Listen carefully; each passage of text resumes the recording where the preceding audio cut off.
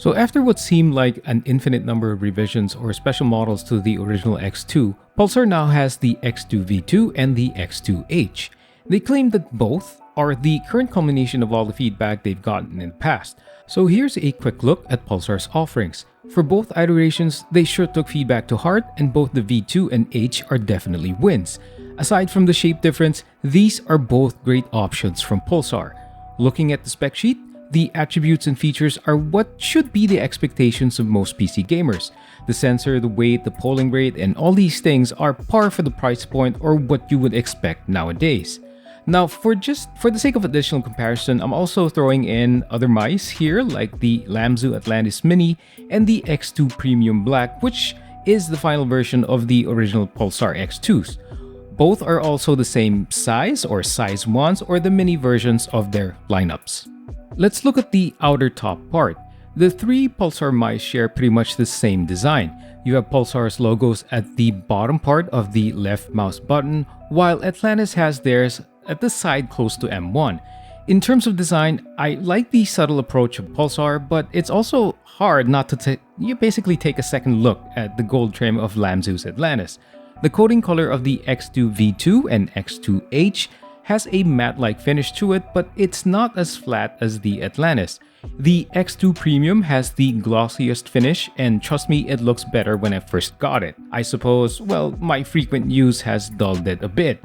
Still, on the top part, you also notice that the Premium Black scroll wheel has a white stripe to it, similar to, white wall tires, and while the new offerings from Pulsar basically are all black in terms of shade.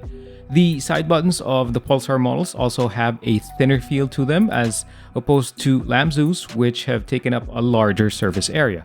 I do prefer the Atlantis implementation in this regard. In terms of the feel of the surface, the Atlantis Mini has that chalky or rougher feel to it. All three Pulsars are smoother, but they have this quality where it still sits well in your hands. There's basically no fear of your mouse feeling a bit loose in extended gaming sessions. I would say that if any Pulsar edges out the other two, it feels as if the Premium Black has a stickier coating. So really, nothing to call out with regards to the control feel of any of the devices. For the underside, the three Pulsar devices relatively have, the same design choice. It's not very obvious, but Pulsar decided to switch the placements of the DPI button and the power toggle. I sort of remember Pulsar posting a reasoning for this, but I just can't find that info in the moment. So it doesn't really matter to me though, as I've already set my DPI settings and I have roughly the same settings for any mouse that I use. For comparison, here's a look at the Atlantis underside, which in short is basically the same features but different design choice. By the way, if you set your Pulsar DPI stages and any other settings in the Pulsar software, there is a very small light indicator near the side buttons to let you know your current DPI stage. Oh, and one last thing, if you're using both Pulsar and Atlantis software, you won't have the option to run both of them at the same time. You have to turn off one before using the other.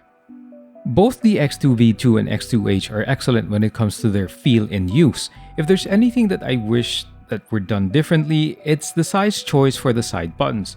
I like the size of the side buttons of the Atlantis, and I wish that the newer X2s would have done the same.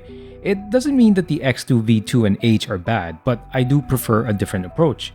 Now, the scroll wheel of all three Pulsars feel excellent in use, and they have a subtle approach but is more prominent in terms of tactile feel compared to the Atlantis.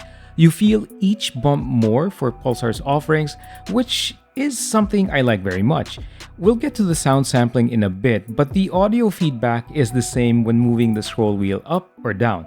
It's not annoying, which is a good thing. Now, the buttons have a very distinct difference when looking at the older X2 and the newer X2V2 and X2H. Well, first of all, the switches are different. Thanks to the optical switches, the newer X2s have a snappier feel to their M1s and M2s, which also has a similar feel to the Atlantis Mini. The X2 Premium Black had Huano pink dots for its left and right clicks, which weren't bad. In terms of post or pre-travel, there is nothing to call out for the newer X2s. I mean, you can observe some of that even with the older X2 Premium, but it's not really a hindrance to gameplay.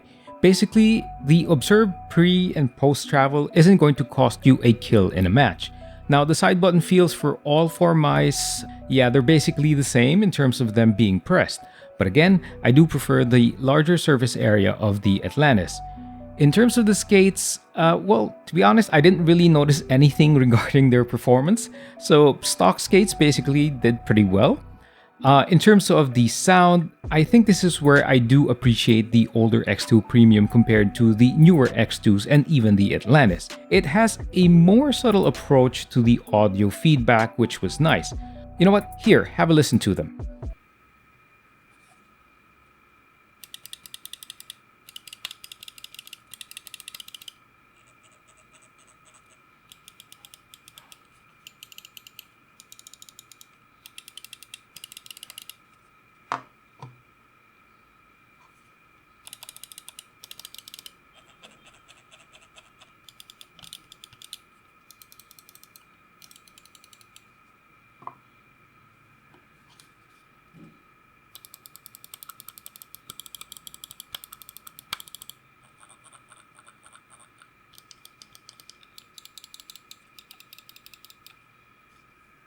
So yeah, the subtler audio feedback is preferred, but it's not worth the sacrifice of the snappier feel of the newer models.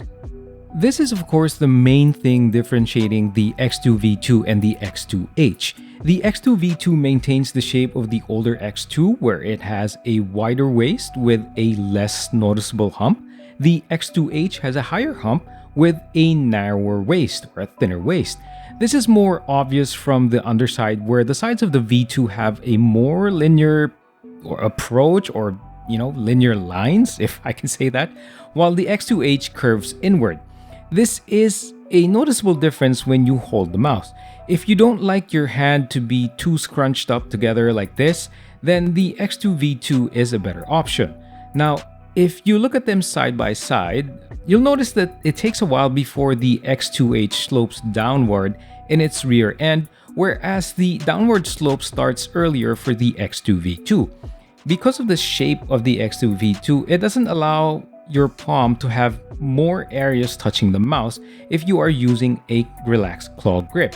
It also means that you'll have more room for those micro adjustments for when you ADS or perform similar movements. Now, the X2H's high hump allows for, well, more of the rear end of your palm to touch the mouse. I like this shape because of my claw grip style. This allows for a better resting position. There is also a slight sacrifice when it comes to the smaller or micro movements, so there is that aspect to consider.